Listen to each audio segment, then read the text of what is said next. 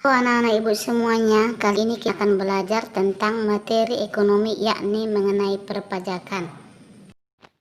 Bersama Ibu Raya. Simak videonya ya, Nak.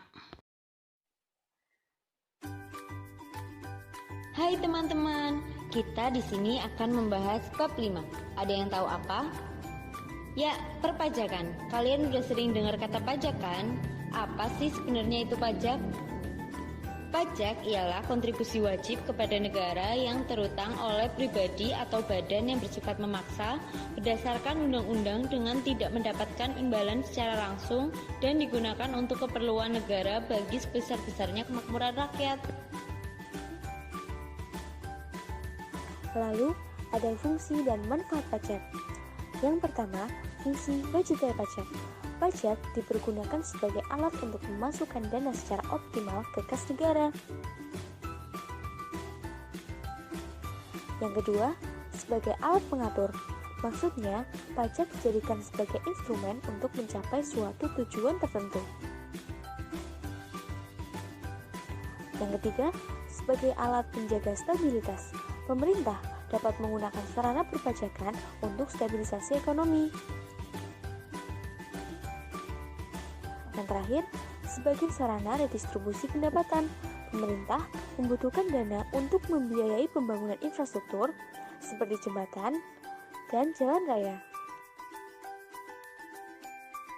Perbedaan pajak dengan retribusi.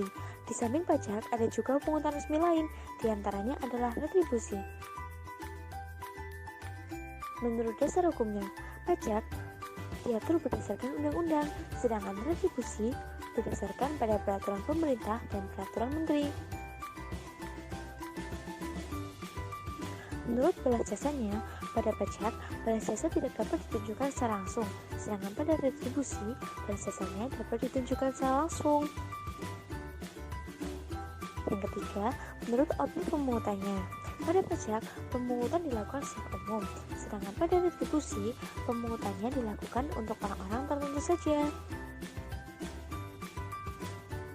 Menurut sifat dan sanksinya, pada pajak pemungutan bersifat maksa, sedangkan pada retribusi sifatnya tidak memaksa.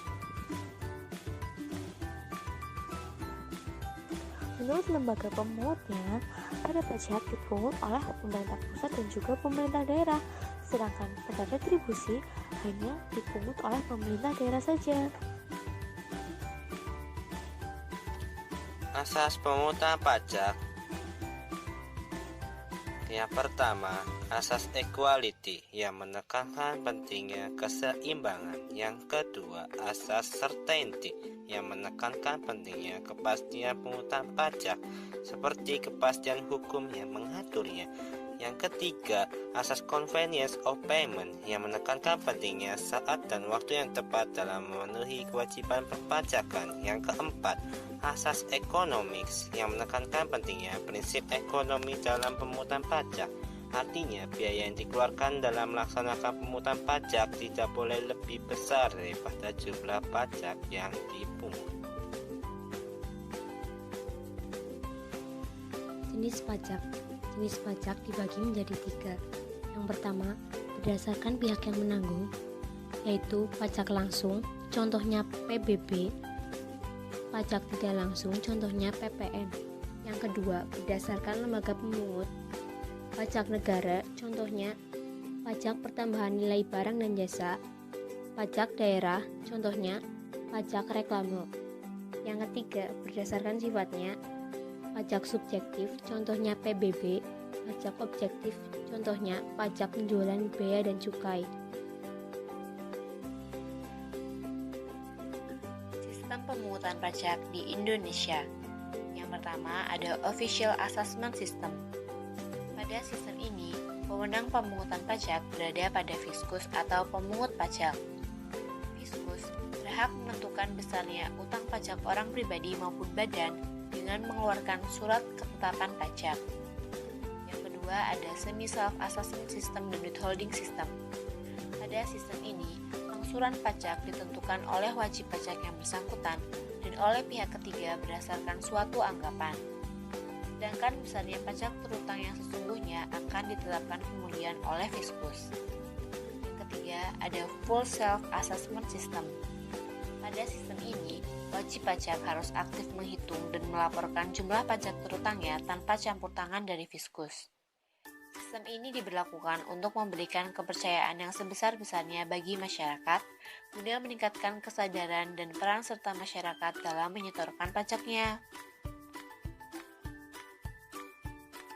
Objek pajak. Objek pajak adalah segala sesuatu yang menurut undang-undang dijadikan dasar atau sasaran pemungutan pajak. Misalnya, objek pajak penghasilan adalah penghasilan itu sendiri, sedangkan objek pajak bumi dan bangunan adalah bumi dan bangunan.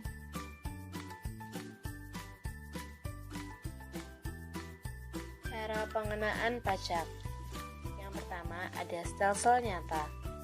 Stelsel ini menerangkan bahwa pemungutan pajak baru dapat dilaksanakan pada akhir tahun setelah mengetahui penghasilan sesungguhnya dari wajib pajak.